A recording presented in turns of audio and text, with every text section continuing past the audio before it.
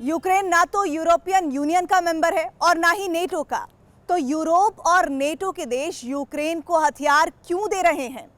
इस सवाल का जवाब एक शब्द में दिया जा सकता है और वो शब्द है डर। यूरोप के बहुत से देश ऐसे हैं जो पहले डर के मारे सोवियत संघ के साथ थे। सोवियत संघ टूटा तो उन देशों ने पाला बदल लिया और अब उन देशों को डर है कि उनका हाल भी यूक्रेन जैसा हो सकता है। यूक्रेन के बाद कौन से देश हैं पुतिन की हिट लिस्ट में? देखिए टेली सीरीज का ये episode, target the power play.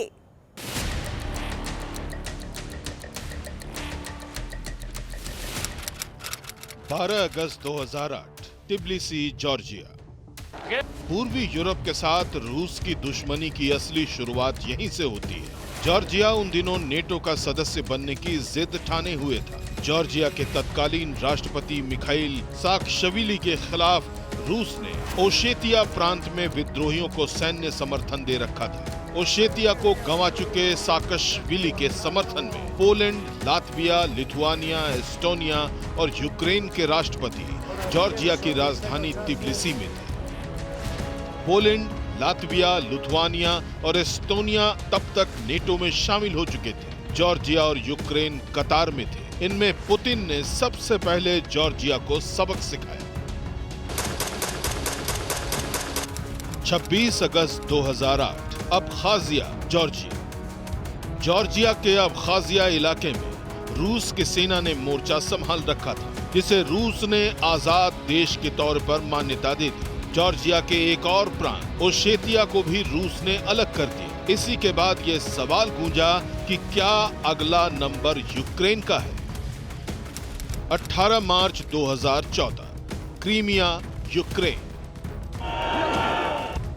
Ukraine की आशंका सच निकली। रूस ने जैसे जॉर्जिया से 2 इलाके अलग कर दिए, बिल्कुल उसी रणनीति के तहत यूक्रेन से क्रीमिया को छीन लिया। तरीका जॉर्जिया वाला ही था। रूसी नागरिकों से भरे क्रीमिया में पहले विद्रोह हुआ और फिर रूस ने अपनी सेना उतार दी। भविष्य में यूक्रेन को नेटो की तरफ जाने का ख्याल न आए, इसके लिए यूक्रेन के डोनबास में भी रूस ने विद्रोह का एक फ्रंट खुला रखा। यूक्रेन के पूर्व राष्ट्रपति विक्टर युशवेंको ने तभी भविष्यवाणी कर दी थी कि रूस के टारगेट पर सिर्फ यूक्रेन नहीं बल्कि पूरा यूरोप है।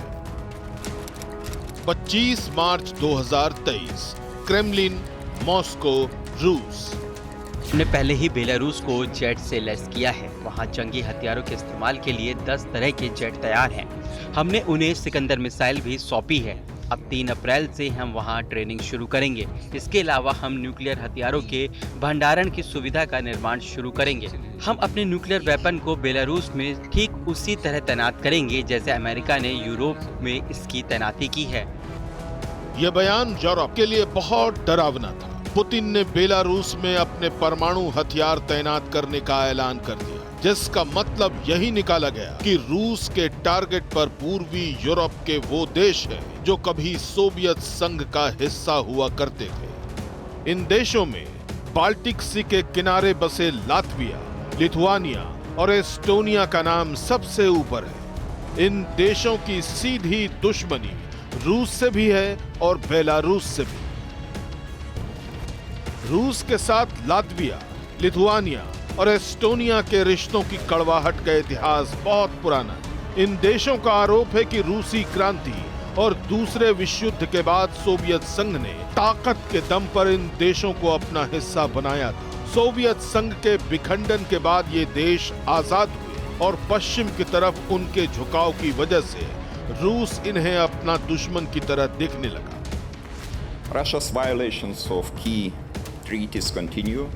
पूर्वी यूरोप के ये तीनों देश 2004 तक नेटो में शामिल हो चुके थे, लिहाजा इनकी सुरक्षा की गारंटी नेटो के पास है। इन देशों को रूस की सेना खुद या बेलारूस की मदद से निशाना बना सकती है। इसी आशंका के बाद नेटो ने पूर्वी यूरोप में अपने सैनिकों और हथियारों की तैनाती बढ़ा दी। अमेरिका की सेना भी नेटो के झंडे तले पोलैंड से लेकर बाल्टिक सी तक एक्टिव हो गई। इसकी जरूरत क्या थी, ये समझने के लिए पोलैंड के पीएम मोराविकी सामने आए।